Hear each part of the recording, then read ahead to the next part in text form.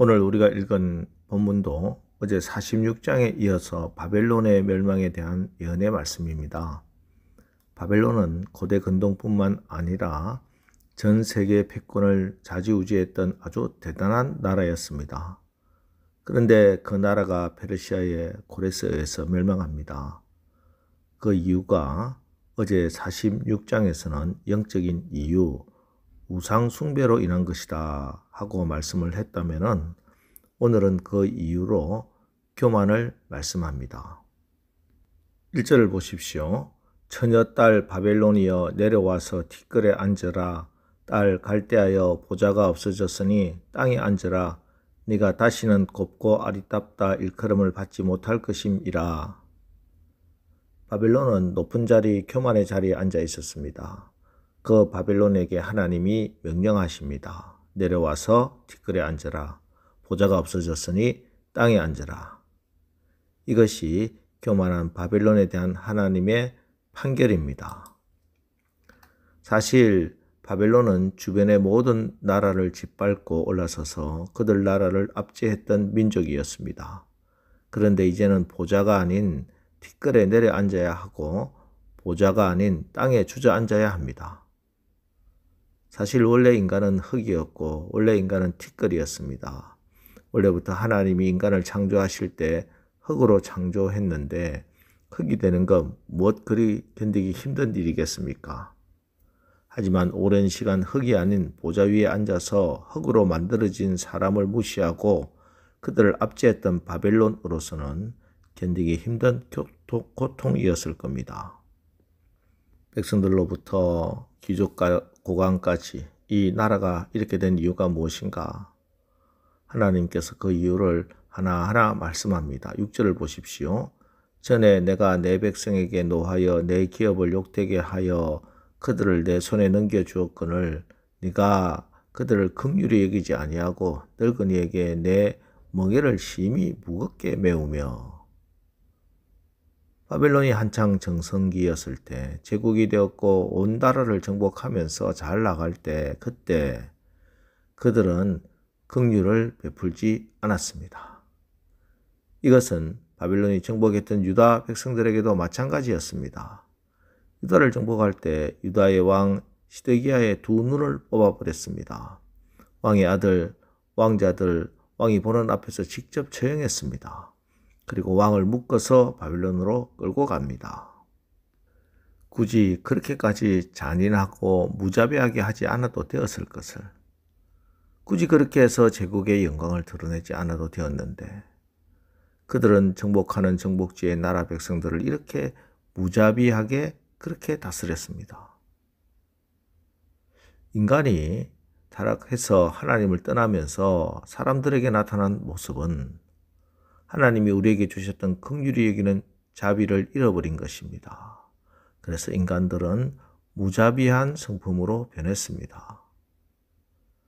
창세기 4장 23절에 보면 가인의 후손 가운데 라멕이라는 자가 있는데 그가 지은 노래가 있습니다. 라멕이 자기 아내들에게 말합니다. 아다와 실라는 내 말을 들으라. 라멕의 아내들은 내가 말할 때 귀를 기울이라. 나에게 상처를 입힌 남자를 내가 죽였다. 나를 상하게 한 젊은 남자를 내가 죽였다. 가인을 해친 벌이 7갑절이라면 라멕을 해치는 벌은 77갑절이다.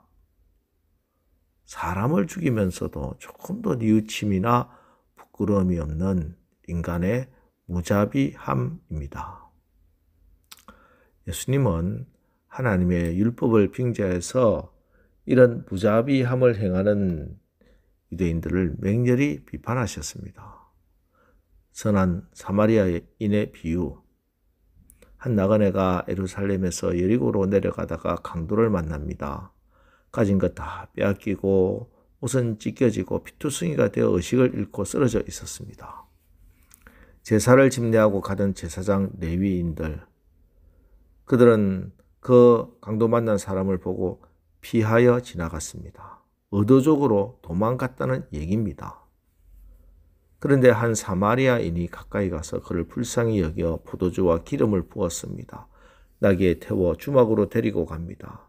치료비가 더 들면 제가 돌아오다 갚을 테니 정성스럽게 돌봐주라고 부탁합니다. 예수님이 묻습니다. 누가 이웃이냐? 자비를 베푼 자이니이다. 우리가 성령의 마음을 가지고 눈을 들어 바라보면 지금 우리 주변에도 강도 만난 사람들이 많이 있습니다. 건강의 강도를 만나서 질병의 고통을 안고 외롭게 살아가는 사람, 재물의 강도를 만나서 가난에 시달리고 있는 사람, 사랑하는 사람을 잃고 사랑의 강도를 만나 외롭게 힘들어하는 사람들, 평화의 강도를 만나 불안에 떨고 있는 분들, 우리 주변에도 얼마나 많은지요. 오늘 이 새벽에도 그 강도 만난 이웃을 위해서 함께 울어주는 사람들, 성령의 마음으로 그들의 신음소리를 듣고 함께 하나님의 아파하시는 그 마음으로 기도하는 여러분이 긍휼을 베푸는 자비의 사람입니다. 여러분 오늘 긍휼히 여기는 마음으로 기도하십시오.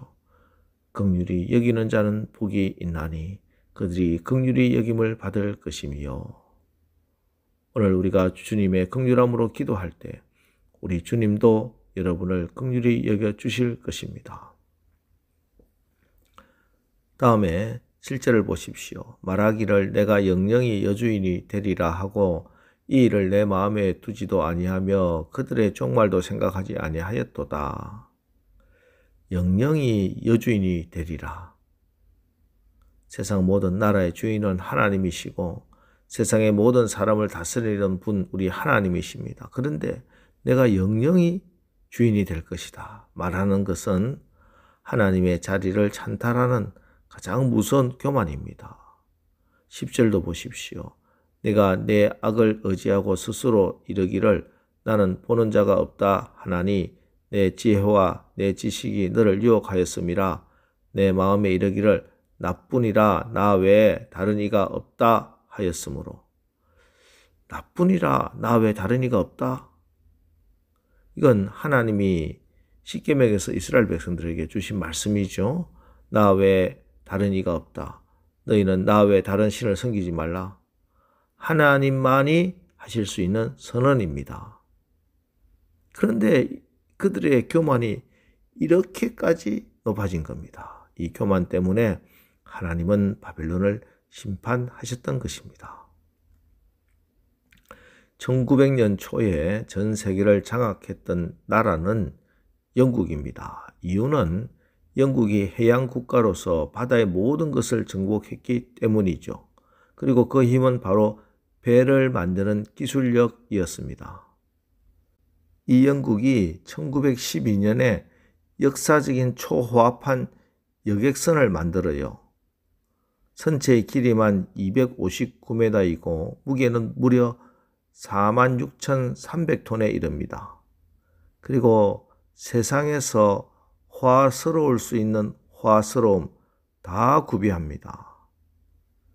그 배 이름을 히랍 신화에서 나오는 거인족 이름 타이탄의 이름을 번떠서 타이타닉이라고 지었습니다. 그리고 영국의 신문들은 그 배에 대해서 이 딱 한마디로 표현했습니다. 저는 그것을 읽는 순간 인간이 이렇게도 교만할 수 있구나 하는 생각을 하지 않을 수 없었습니다. 그 배에 대해서 영국의 신문과 전 세계 언론이 그 배의 명성에 걸맞은 수식어를 하나 붙이면서 그 배를 이야기하는데 이렇게 이야기합니다. 하나님도 침몰시킬 수 없는 배. 얼마나 교만한 표현입니까? 그런데 여러분 잘 아시는 대로 이 타이타닉호는 영국을 출항해서 뉴욕을 향해 달리다가 그만 빙하와 충돌해서 그 배 2200명 탑승객 중에 1500여 명이 수장당하는 해양 역사상 가장 유례를 찾아볼 수 없는 엄청난 비극을 만들어냈습니다. 이렇게 하나님도 침몰시킬 수 없다고 교만했던 사람들의 생각이 얼마나 어리석었는지 침몰하는 배를 보면서 조금이라도 생각이 있는 사람이라면 하나님 두려워하는 마음이 들 수밖에 없을 겁니다. 여러분 오늘 하루 하나님의 뜻대로 사시기 바랍니다. 자비하신 하나님의 긍휼하신 마음을 받아 이웃에게 자비와 긍휼을 베푸십시오. 그리고 절대 교만하지 않고 겸손하여 하나님의 뜻을 구하고 그 하나님의 뜻을 알아 하나님의 뜻을 행함으로 주께서 맡겨주신 사명 온전히 감당하는 오늘 하루가 되시기를 주님의 이름으로 축원합니다. 기도하겠습니다. 하나님, 이 새벽 우리에게 주님의 마음을 부어 주옵소서. 우리 주변에 물질에, 건강에, 사랑에 강도 만난 이웃들 보이게 하시고 그들을 위하여 눈물로 애통하는 마음으로 기도하는 긍휼을 베푸는 자비의 자들이 되게 하옵소서. 우리에게 어떤 교만함도 침범하지 못하게 성령으로 덮어주시고 겸손하신 그리스도의 마음을 본받아 날마다 하나님의 인도함을 받게 하옵소서. 예수님의 이름으로 기도합니다. 아멘. 자, 이제 오늘 말씀을 붙들고 주여 오늘 하루도 우리가 하나님의 마음을 받아 자비하고 긍휼을 베풀면서 겸손한 마음으로 하나님의 뜻을 이루며 살게 하옵소서. 우리 합심해서 기도하고 나가겠습니다. 우리 기도하겠습니다.